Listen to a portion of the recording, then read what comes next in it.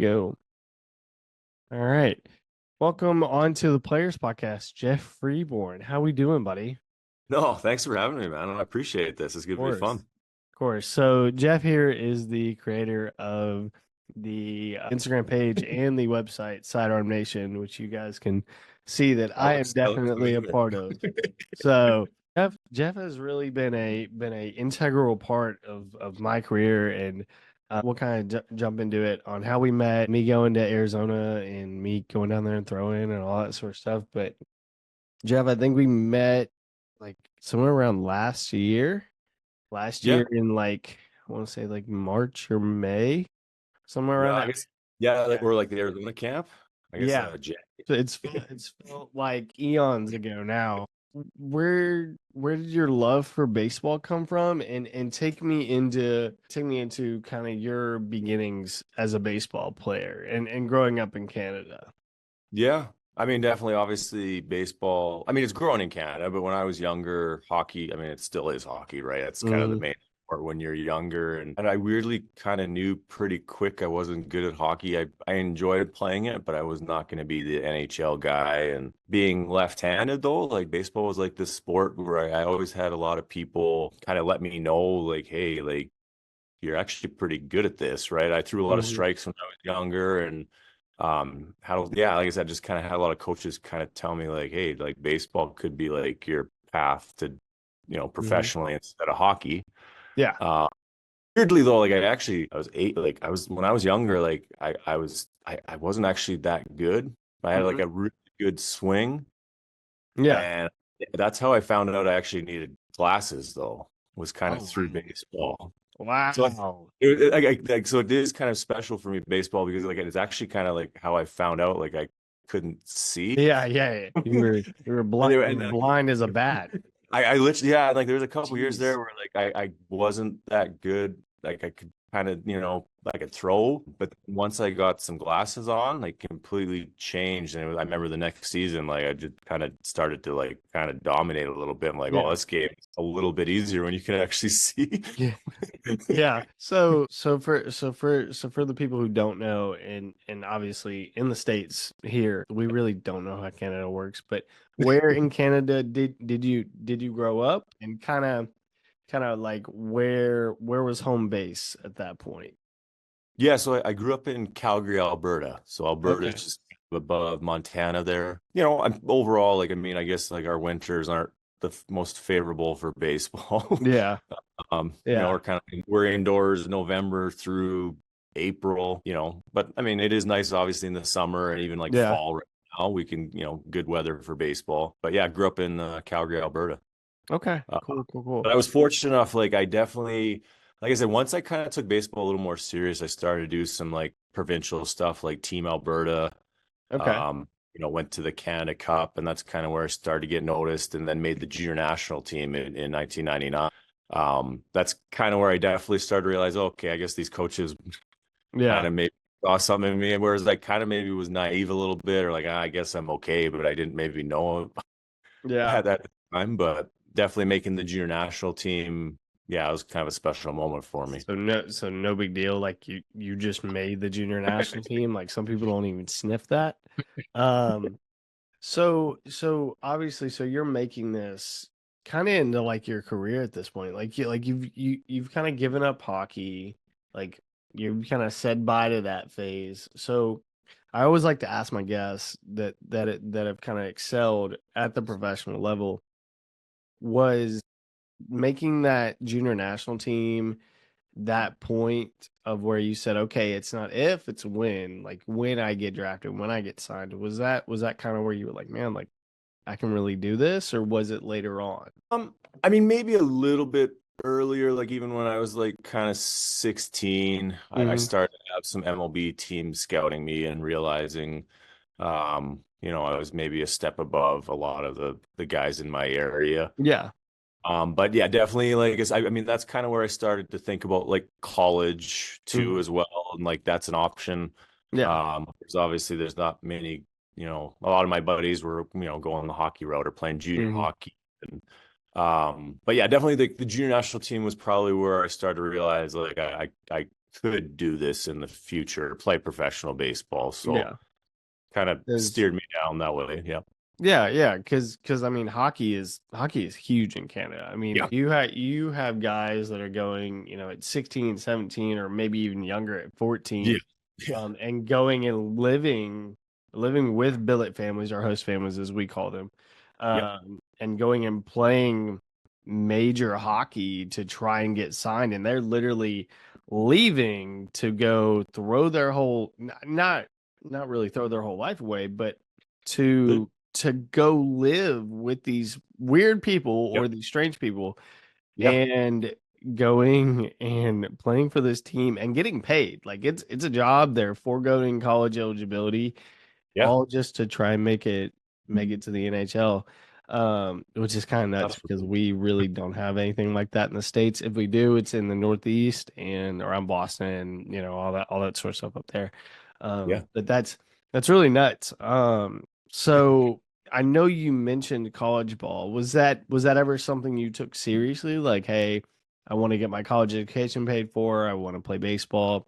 Was that ever an option for you? Yeah. Long story short though, like I ended up having a surgery when I was 17. Like Oh, I geez. honestly, I didn't want to play college baseball. I Oh actually my want to get God. to high school. Yeah. Uh, but I tore the tendon in my left hand middle finger, which is Yeah. your important finger Yeah. in baseball, Yeah. dunking a basketball. Wow. It's a good dunk looking back Jeez. at, Yeah. but I popped the tendon off that finger Oh my and God. I had to have surgery in grade 11, and it Yeah. was a long recovery, a lot of rehab, but I ended Yeah. up. It was weird, like when I was younger, like I ended up probably getting up to like 86, 87 when I was Yeah. 16. Had a lot, like I said, a lot of traction, a lot of scouts, and then after that surgery, though, I probably wasn't throwing as hard. Like I was only like 82, 83 after Hmm. that surgery. But I ended up like kind of learning how to pitch in a Yeah. weird way. And, ended up, like I said, still making the junior national team, but it hurt my chances of getting drafted out of high Yeah. school 100%. I kind Okay. of got written off, but I still wanted to play college and still had thoughts of, playing, getting drafted. It wasn't maybe going to be out of high school like I was hoping, Yeah. but yeah, I went to North Idaho junior college and had a really good sophomore year, and then went to Northern Kentucky University and ended up kind of getting my velocity back. The weird thing is, like, I ended up, getting velocity, but like I ended up having like a lot of shoulder issues. So Okay. I've definitely I don't know, baseball, it's an interesting sport for me because like I was hardly ever healthy playing it. Yeah. Like Yeah. So it was kind of one of these things where you're sitting there and you're like, man, I can't get healthy. I can't get healthy. it's So were you kind of straight over the top, or were you three quarters, or where were you at as far as your arm slot goes? yeah, I was always an over the top guy. Yeah. Curveball. I really didn't develop a changeup honestly until probably, I don't know. Honestly, it's a pitch I struggle with. I probably kind of got a good feel for it a little bit more at NKU, Hmm. but I wish I would have had when I was younger. And I'm definitely, as a pitching coach now, I try and preach that I thought I had a good changeup when I was younger, but definitely But you once I didn't. got to JUCO, I'm like, oh, it's not. I just This is slowing my this is this is not good. This is horrible. kind of learned my freshman year. I wasn't. Yeah. Yeah. So basically, so you end up going to NK. What was your experience like that? Like as far as culture shock and being in the States and Yeah. being in Kentucky. Yeah. No, you know what? Honestly, like, I out of JUCO, I talked to a lot of Div 1 teams and, Mhm. had a good summer, couple good summer leagues and like I said, had a good sophomore year. But like they gave me the best offer scholarship wise. And I Mhm. know they were Div 2, but like I honestly just wanted to go, I don't know, maybe financially and, didn't want to have much debt. So I Yeah. pretty solid Div 2 program. And I was the first Canadian to ever go there. So that part was kind of cool. And That's awesome. yeah, it was kind of interesting. Definitely a little bit of a culture shock though. It was Yeah. different.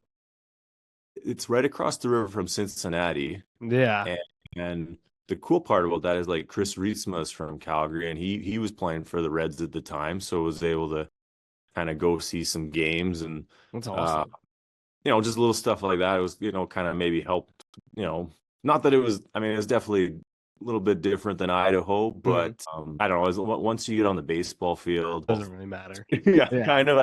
Yeah. And I've kind of always had that with all my worldly travels through baseball. Mhm. Once you get on the baseball field, Yeah. it doesn't matter really where you're from. Might Mhm. speak differently, but Yeah. If you guys don't know by now, Geoff has traveled everywhere. yeah. Like, my God.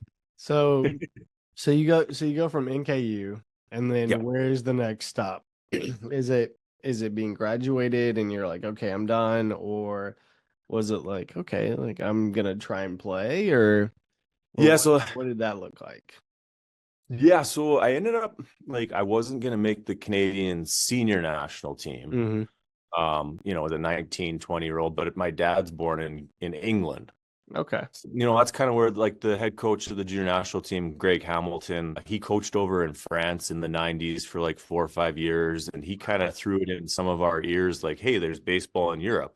Yeah. And, kind of remember, we was talking like my dad's born in England and like he was pretty good about that as far as like, okay, like, maybe, you might not make the Canadian senior national team, but there's options to maybe play for other national teams.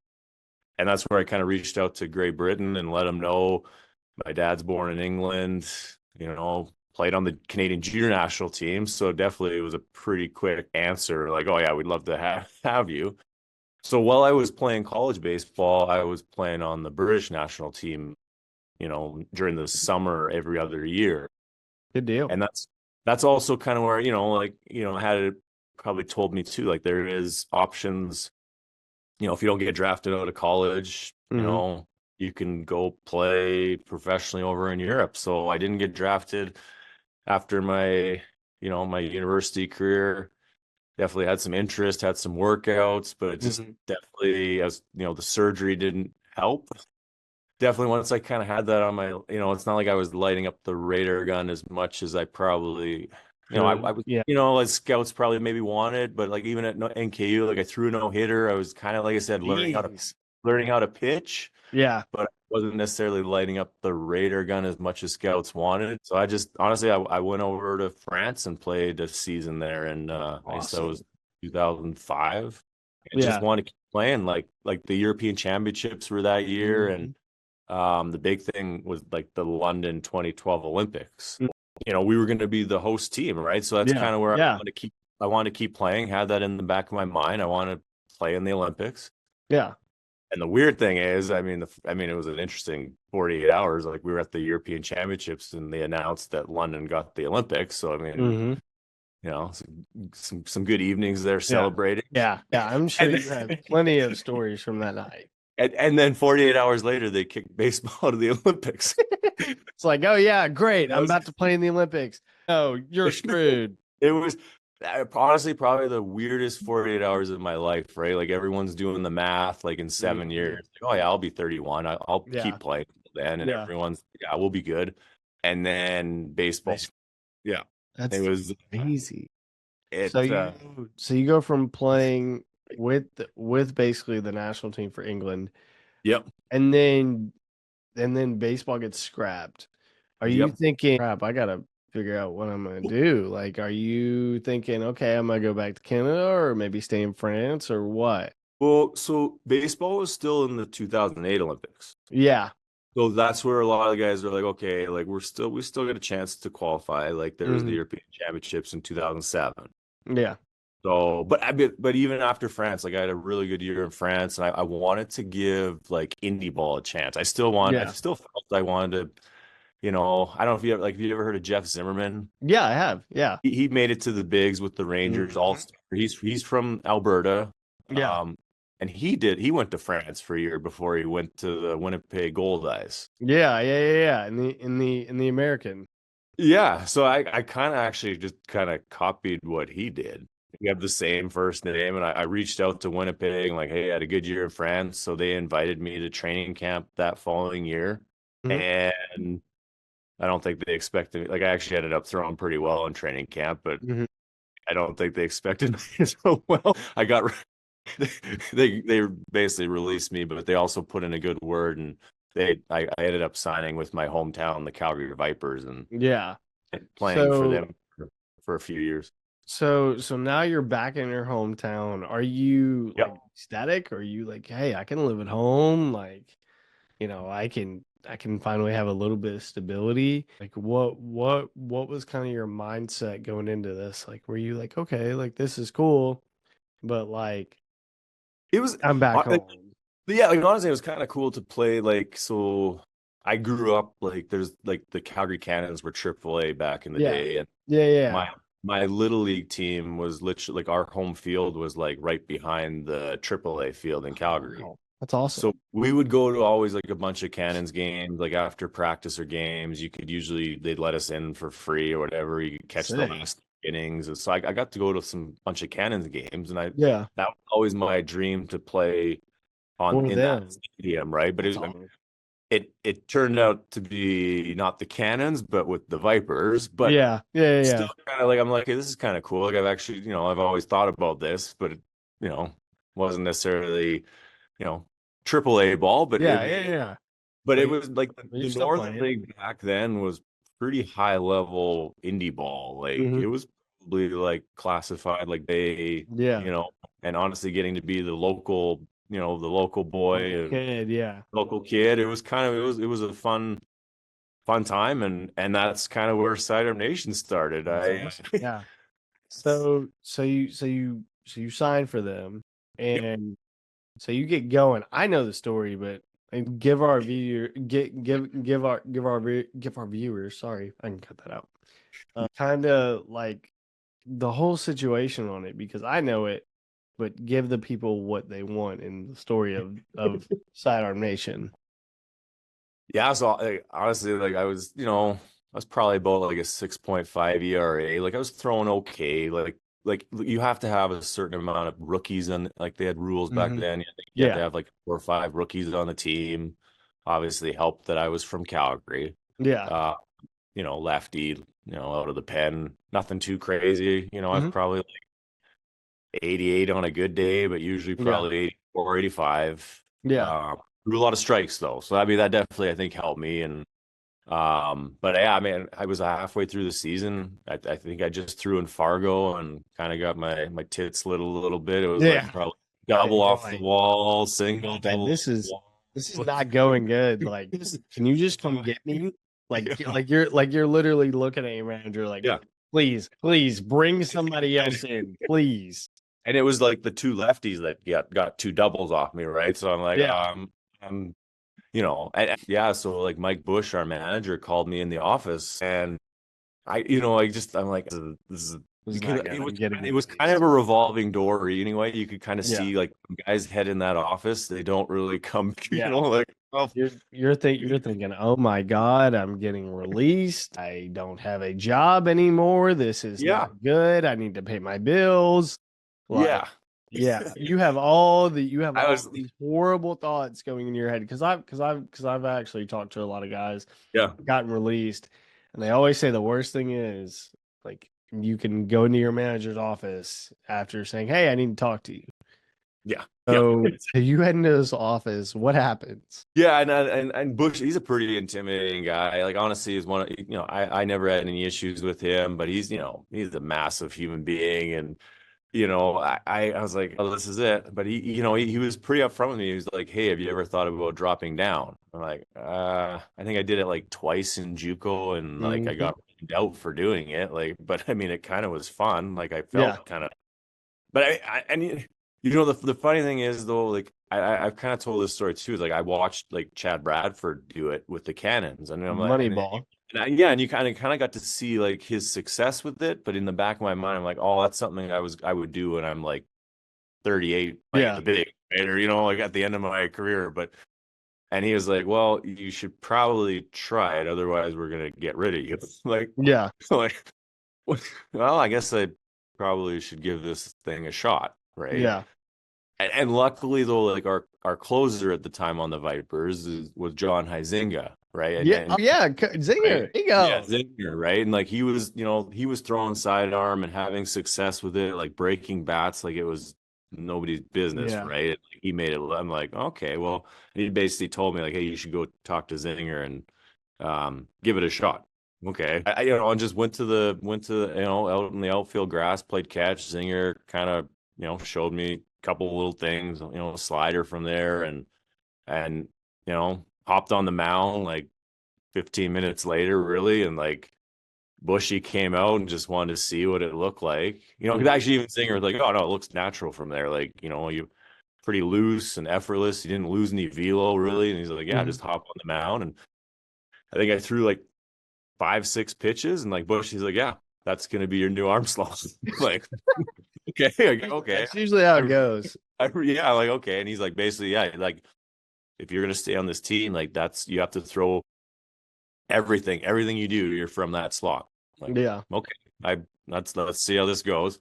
And then the funny thing is, like, literally that evening, like he called me, like I threw again, like it was like the eighth inning, and Wow. it was a pretty close game, but I got to face those same three hitters, the lefty, righty, Yeah. lefty, and it was a completely different experience. Like I got like Mhm. down ball, I struck out the righty, and Yeah. I think I struck out the lefty, and like completely different than it was the night before. I'm Mhm. like, okay, like I think this is, yeah, It's I'm gonna probably what I stick need with to this, do. right? Yeah. And then we ended up like winning that game, and I got my first pro win that night. It was like It was awesome. it was a very even that was like a weird 24 hours when I look back at it. Like, Yeah. it just, You're just like, wow, I changed my whole mechanics in yeah, like less than 24 hours, which is yeah, nuts. Some guys can't even do it over a year, 2 years, 3 years. Like you just boom, just did it. So you change your arm slot now. I don't think people understand how hard that is. Like it's not as easy as Jeff makes it look. no, Like it's not easy because your pitches break a certain way from different slots or yep, whatever, and it's not easy. And for you to be able to go into a pro game, like this isn't college, this isn't JUCO, yeah, this isn't scrimmage, and to be able to have success is nuts. So you do that, and how did you like it? Like, did you ever hate it? Like, were there points where you were like, man, I'm hitting way too many guys, or was it like just smooth sailing? yeah, and so like honestly, like I did have a bunch of shoulder issues and just Yeah, trying to like power through stuff or get through trying to almost be healthy for the next outing, right? And when yeah. I dropped down, it like literally felt like my shoulder was designed to throw that way, and it just felt more natural. Like I said, it took pressure off my injured shoulder, and I rolled with it. Like I ended up Mhm. probably throwing this. I had the same velo. It's probably like 84, 86, touching 88, but it played way different. Perceived Yeah, perceive velocity. velo, right? Like that 88 probably looked like 92, right? 98, yeah, Yeah, like 92, 93. right, yeah, and but once I got a feel for my slider, like that was a fun pitch. Like lefty, Yeah, lefty. I just kept like it was just a lot of sliders. yeah. Uh, but my second half splits that season, night and day, like my numbers, first half, second half, and um, ended up going to Australia to play winter ball. I just wanted to kind of keep It's working on it. it's a big league down there. A big league. For y'all that do not know, Australian winter ball is nuts. I mean, even to this day, I mean, you got teams in Perth, you got teams on the Gold Coast. I mean, it's insane down there. If you're a dude, you go down there. You go down under. But so you go and play winter ball in Australia, and then I assume you go back to Calgary, right? That Yep. next Then year. went back Okay. to Calgary and then had a legit first half. Yeah. I think I had like a 1.2 ERA, and like Northern, Jesus. like I said, Northern League back then was pretty good. A lot of former big leaguers were the veteran hitters, like the lefty big power hitters, like guys like Walter Young, and I think it was like like even like Stubby Clapp was still playing back then, and just See. interesting names, right? Like big leaguers, like a lot of them were lefties, so I ended up having a lot of success. and I made the All-Star game whatever halfway through the season. Yeah. And there wasn't many guys in that All-Star game that had no affiliated experience. Really, there Yeah. wasn't many. Even in the All-Star game, it was fun. Like I, had a 3-up, 3-down inning and starting, like couple, some interest, I think, from some MLB teams, and but I Mhm. also didn't necessarily, I think it was kind of one of those things too, where I think some teams wanted a little more velo, but at the same Mhm. time, that it's that weird thing where like I looking back at it, like I should have just kind of kept doing what I was doing, but Yeah. I felt that second half of the season, I was then trying to like light up the radar gun a little Really, bit more. muscle it up. Yeah, and I ended up probably having a not as good of a second half as I would have liked, but I was trying to like impress, radar The gun wise, scouts. and my And numbers went down, right? And yeah. but it's been interesting to even kind of like learn about that side of it for now, right? Mm. And I mean, it's a I weird think it's trap. kind of, I think it's kind of crazy because, a lot of guys see sidearm guys come in and, even today, Yeah. and a lot of us don't really throw the hardest, but like the Yep. reactions you get out of hitters is nuts. Like you see their eyes light up after they take strike one or strike two or whatever it is. And like even in the on deck circle, like you get like you'll like look over and just see guys, their eyes are like, what, like, whoa, this dude throws weird. Like what? And I think people ultimately like they don't understand just how much of a difference it makes. Like if I'm a righty hitter and I'm facing a righty throwing guy like me who throws from maybe a 3/4 slot or maybe lower, that it looks weird as hell. Like Yeah. it looks weird and it looks like it's gonna hit you in the face, and then it's Yeah. literally like right down the middle, and you're just like, what? So Stubby Clapp actually used to coach here in Memphis, and Yeah, his absolutely. number his number is retired here at the Redbird Stadium.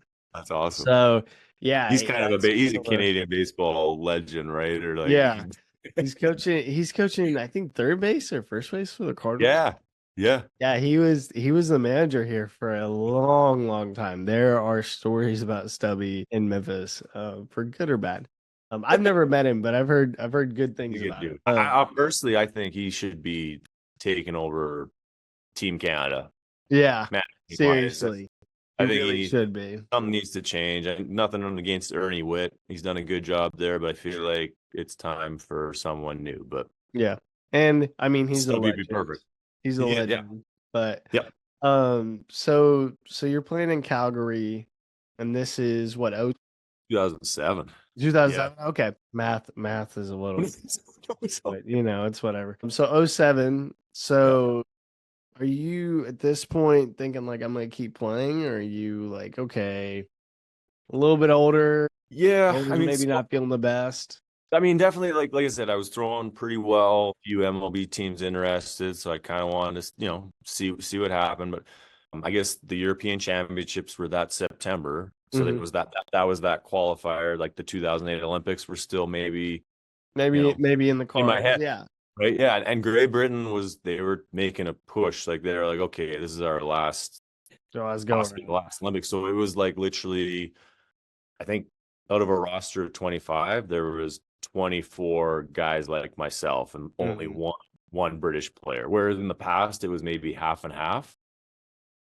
So they kind of went all in, like Australians, Americans. We had Yeah. a pretty solid team. Like Mike Nikias ended up Yeah. making it to the bigs. A few like triple A, double A guys, and so we ended up we made it, like we made it to the finals in 2007. We played Hmm. Netherlands to go to the Olympics.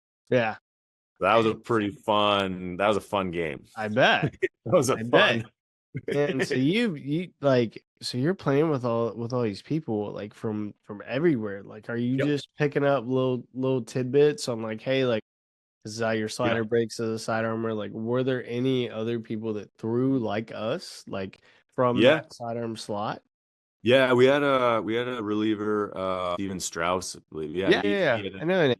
yeah, he played a little bit any ball, and he got called, like he got signed with the Padres, and he threw from there, and we would always kind of pick each other's brain a little bit about slider grips, and but even just had a couple older guys just talking pitching, right, or like how to pitch to How to certain attack hitters. That's absolutely. awesome. Yeah. That's awesome, man. So now you're playing in the European Championship final. So did y'all end up winning that game or do No, you we know? lost like 6-2 to I think Netherlands. I think it was like Jesus. around there, 6-2, 6-3. It was a fun, good game. They just had a little more depth maybe, but at Yeah. the same time, like we ended up qualifying, like if you finish second and third, like we were supposed Oh, to go we were supposed to go to oh Taiwan my in God. early 2008, Yeah. but for like a last chance qualifier. But I guess our funding kind of ran out when they were bringing in Oh, players. that's crazy. So Germany took our spot. Oh my God. That's so stupid. It What? sucked. No, I know, and that's That's I mean, crazy. like I said, I've a like Great Britain. It's been cool to see what they're doing now, like at the WBC. Now, yeah, but back then they were just Back then, it was kind of frustrating, right? Because there was a few things that were kind of on the table, and it just seemed like they just got kind of yanked away, right? And like that's it is what it horrible. is. There's nothing you can do about it. But That's horrible. So now it's oh 08. What are the next steps in your career like at this point? Are you thinking like, okay, well, like we didn't make the Olympics. yeah. Like, are you thinking, okay, I'm gonna keep playing back here or back in North Well, America? I ended up like I got invited to go play in Colombia. Yeah. I played winter ball in Colombia that year, and like it was kind of a league back then where a lot of like the top indie ball guys would get invited to go. Yeah.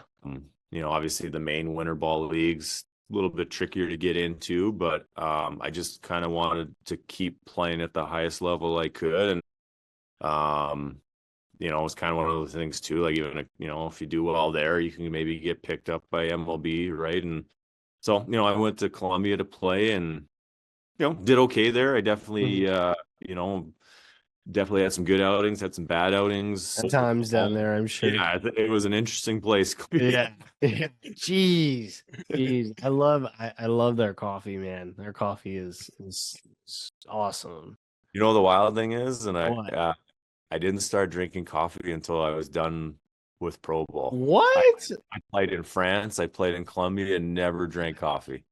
Wow. As I'm drinking coffee right now, I never.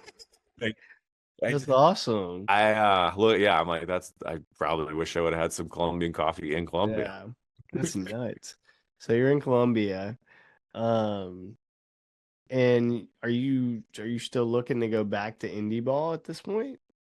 Yeah, I mean, definitely that was kind of the road I had to go. Like I was hoping after my Hmm. year that year I was gonna get signed, but honestly, I had a few teams that told me like, yeah, we like you, but like let's see if you can do that again the following year. Maybe if you Hmm. you put up those same numbers the first half of the year, we'll sign you in the second half. No, it was definitely for me. I don't know. It was definitely frustrating because I just felt like I kind of like I traveled, like I went to Hmm. Australia, Colombia, I put You've in gone all the everywhere. work, and yeah, and I literally didn't really have time to looking back. I kind of just like I was working on my new arm slot, but I was Hmm. kind of working on it in high pressure situations too. Like it wasn't like I Which was is playing. which is no way to be. Trust me, as somebody Like else. looking back at it, like I probably would have been beneficial for me just to like take some time to actually really work on it, if that Yeah. makes sense. It's not like I had like a fall ball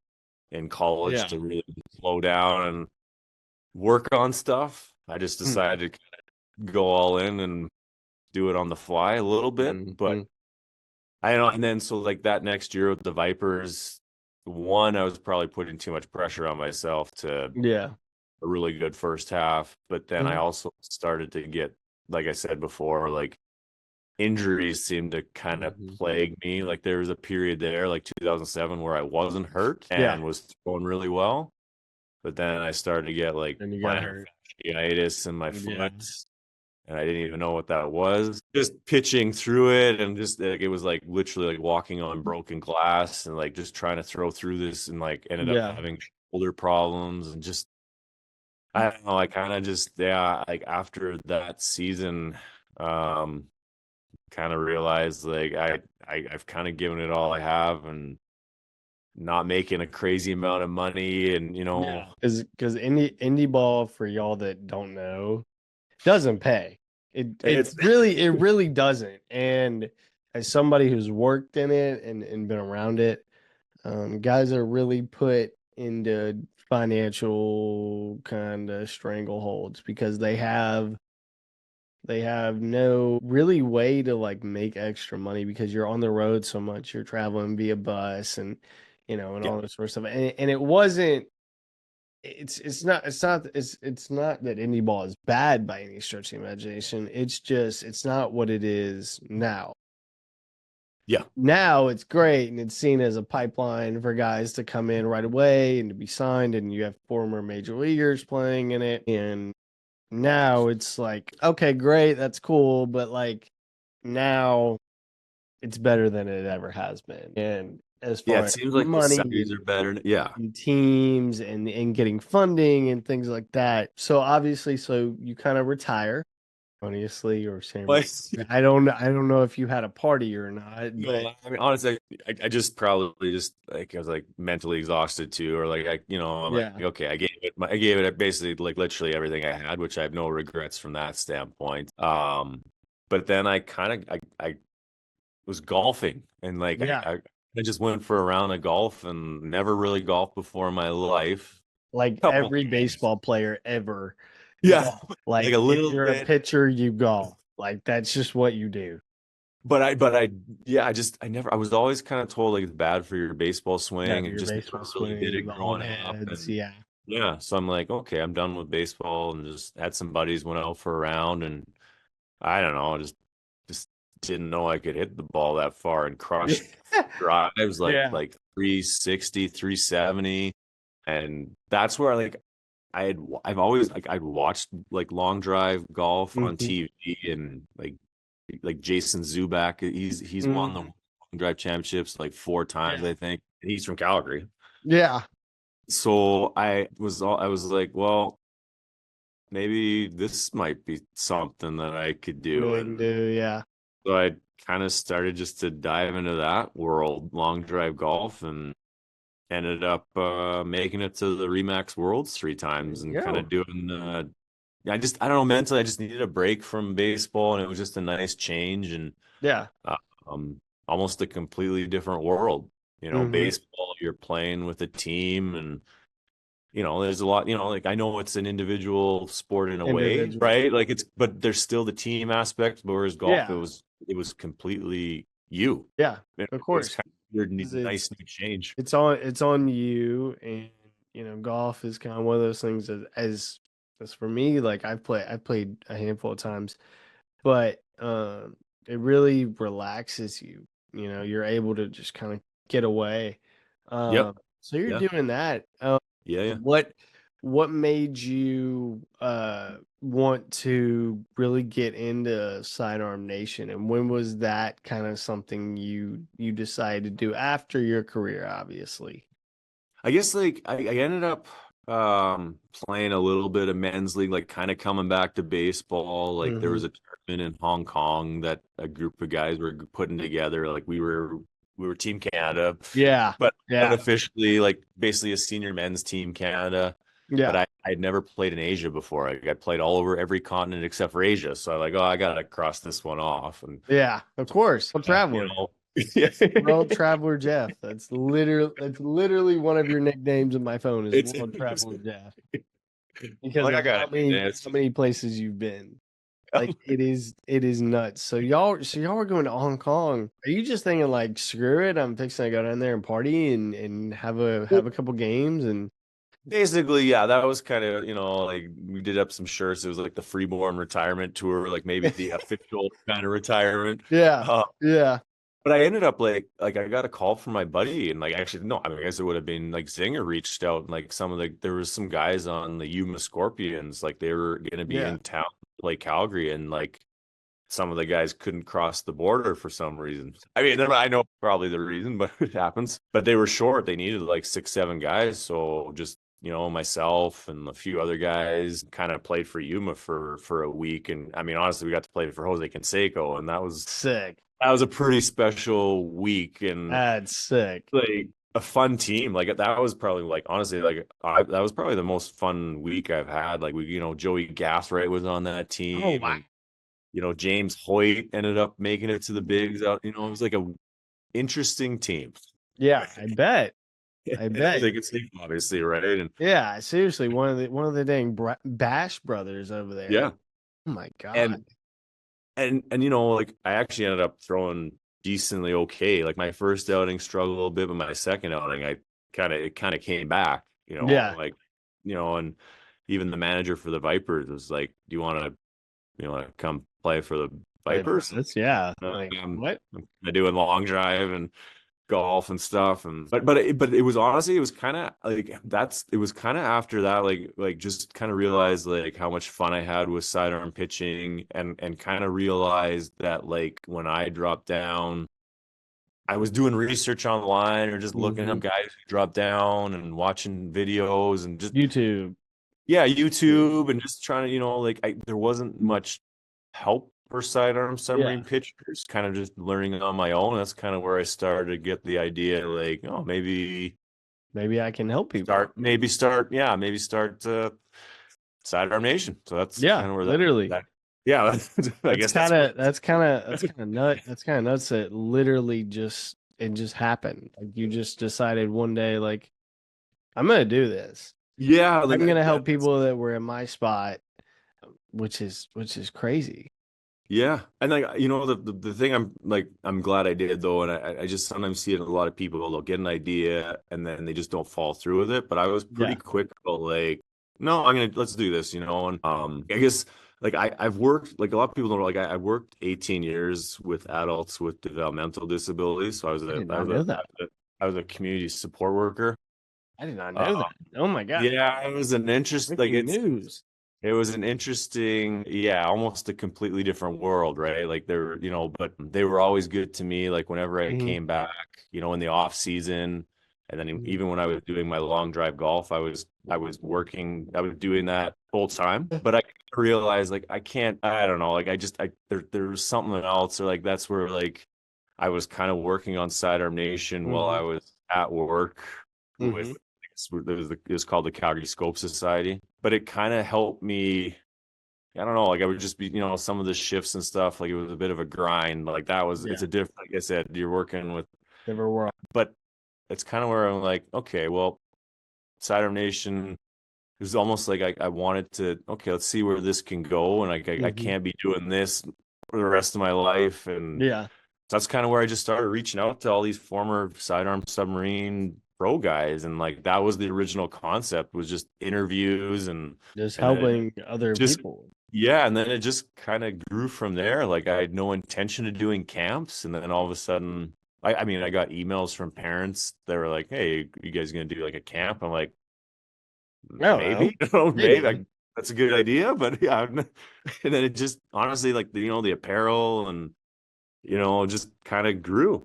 Yeah. It's kind of nuts because like you're helping out people like me that literally changed our arm slot, and frankly I had never touched a mound, and then my coach wanted me to be a sidearm subby guy, as you well know.